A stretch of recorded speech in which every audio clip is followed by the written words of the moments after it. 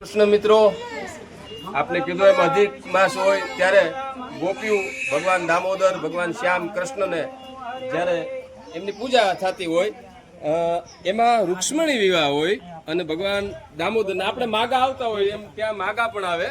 બ્રહ્માની તુલસી ને ઠાકરના માગા, આ ઠાકરના માગા તમે સ્વીકારો દાદા. ઠાકરના માગા સ્વીકારે, રાધા સંગ રમણ કરે એ મેં વાત કરી એમ તુલસી સાથે ઠાકરના જ્યારે લગ્ન થાય ત્યારે આપણે માગા હોય ત્યારે સૂરજના માગા આવ્યા કે આ માગા ન હાલે. કેમ કે બ્રહ્માની તુલસી ને સૂરજના માગા, આ સૂરજના માગા તમે પાછા થયેલા પાછા મોકલી દો. હું કામ કે અડધા હાજા ને અડધા તપે એટલે ગરમી વાળા હોય. અમારે ઠાકરના માગા એમ આજે કન્યાદાન થઈ રહ્યું છે.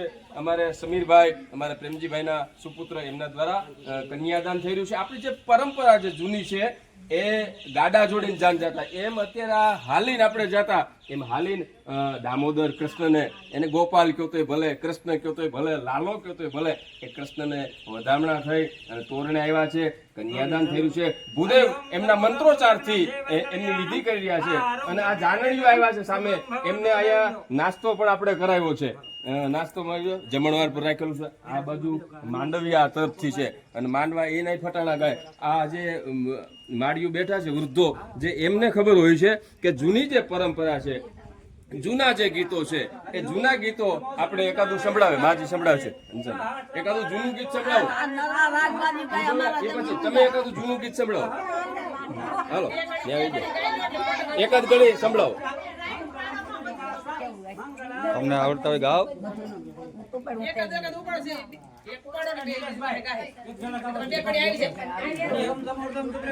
હા લઈ લે, એ બધું ફરતો રહી જાય.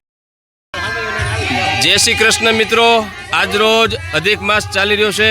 તેમાં ભગવાનના દામોદર પરસોત્તમને જ્યારે કૃષ્ણ વિવાહ હોય, રૂક્ષ્મણી વિવાહ હોય, આ સામૈયું આવી રહ્યું છે. આપણી જે પરંપરા જૂની છે એ સામૈયું છે.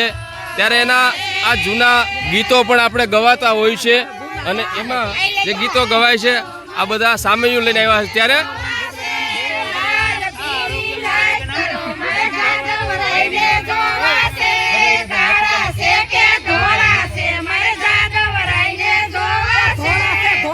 હા એમ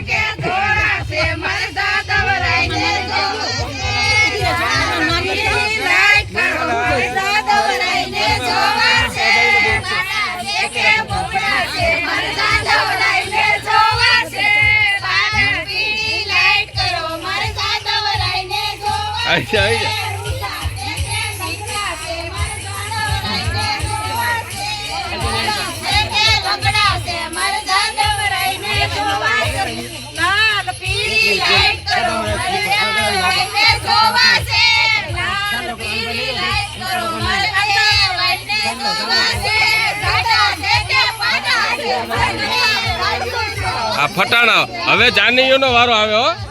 આ જાનીયું છે એનો વારો. મારા તે વીરની પોપટ હારકી બોલી ગાવાની રે.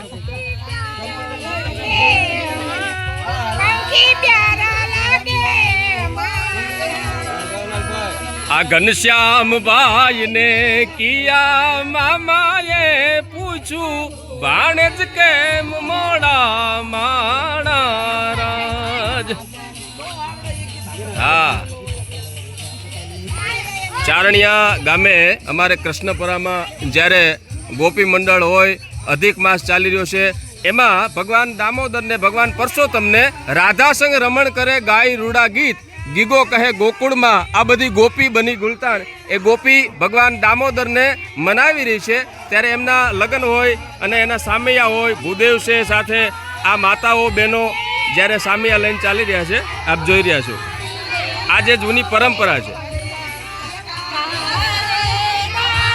અમારા અહીંયા નિલેશભાઈ સાવલિયા એમને ત્યાંથી આ ટ્રેક્ટર લાવી અને રાસ ગરબા પણ અહીંયા યોજવામાં આવ્યા હતા. જય શ્રી કૃષ્ણ મિત્રો, જય માતાજી.